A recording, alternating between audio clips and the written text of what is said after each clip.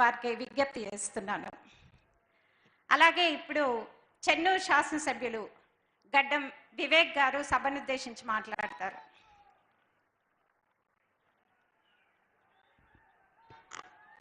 అందరికీ నమస్కారం. అందరికీ పెద్దలు స్టేజ్ పైన పేరు పేరున, ఎందుకంటే సమయం తక్కువ ఉన్నందువలన ఒకటే విషయము, ఇది గ్రాడ్యుయేట్స్ ఎమ్మెల్సీ ఎలక్షన్. దీంట్లో ముఖ్యమంత్రి రేవంత్ రెడ్డి గారు మన ఎలక్షన్లో చెప్పినారు 2 లక్షల ఉద్యోగాలు కల్పిస్తామని చెప్పి మాట ఇవ్వడం జరిగింది. దాని ప్రకారంగా ఇప్పటి వరకు 54,000 ఉద్యోగాలు మన యువతకు అందరికీ కూడా కల్పించడం జరిగింది. గ్రాడ్యుయేట్స్కి అందరికీ కూడా ఇది ఒక మంచి అవకాశం.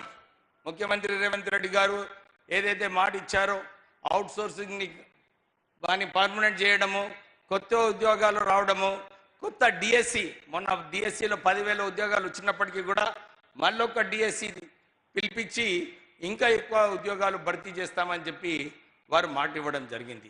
ప్రత్యేకంగా మన మంచిర్యాల డిస్ట్రిక్ట్కి ఒక పవర్ ప్లాంట్, మన సింగరేణి పవర్ ప్లాంట్ని 850 మెగావాట్స్తోని ఇంకొక ఎక్స్పాన్షన్ చేసిన తర్వాత అక్కడ కూడా 5,000 ఉద్యోగాలు కల్పించడం జరుగుతుంది. ఇవన్నీ కూడా మన మంచిర్యాల డిస్ట్రిక్ట్ గ్రాడ్యుయేట్స్కి ఉపయోగపడుతుంది.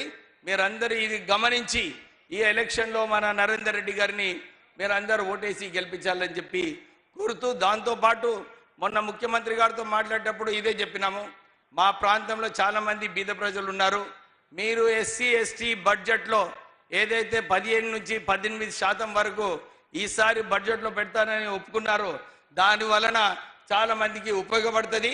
ప్రత్యేకంగా ఇక్కడ ఏదైతే మీరు పోయిన ఎలక్షన్లో మాట ఇచ్చినారో ఒక నేతకాని కార్పొరేషను, లిడ్ క్యాప్ కార్పొరేషన్ని మళ్ళా దాన్ని రివైవల్ చేస్తూ మాలా కార్పొరేషను, ఇవన్నీ కూడా ఈ 15%లో వస్తుంది ముఖ్యమంత్రి గారు.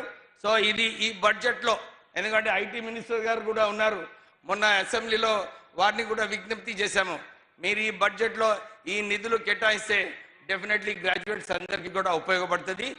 ప్రత్యేకంగా ఏదైతే మొన్న 1,000 కోట్ల రూపాయలు శ్రీధర్ బాబు గారు రిలీజ్ చేయించినారు ముఖ్యమంత్రి గారి ఆధ్వర్యంలో, సబ్సిడీ ఎంటర్ప్రెనర్స్కి, ఎవరైతే కొత్త ఎంటర్ప్రెనర్స్ ఉన్నారో వాళ్ళకి 1,000 కోట్ల రూపాయలు రిలీజ్ చేయడం జరిగింది. దాంతోపాటు ఇంకో 3,000 కోట్లు పెండింగ్ ఉంది ముఖ్యమంత్రి గారు, అది కూడా రిలీజ్ చేస్తే మా పిల్లలకు అందరికీ కూడా ఉపయోగపడుతుంది. ఈ చిన్న ఈ బడ్జెట్లో ఇవన్నీ నిధులు కూడా కేటాయించాలని చెప్పి మళ్ళీ ఒక మంచి అవకాశం మన గ్రాడ్యుయేట్స్కి మీ ద్వారా కలుగుతుంది. ఈసారి మన నరేందర్ రెడ్డి గారికి ఓటేసి గెలిపియాలని చెప్పి కోరుతూ ముగిస్తున్నాను. జై కాంగ్రెస్.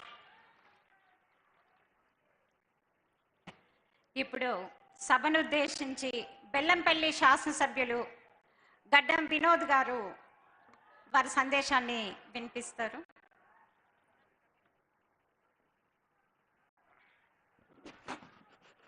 సభకు నమస్కారము.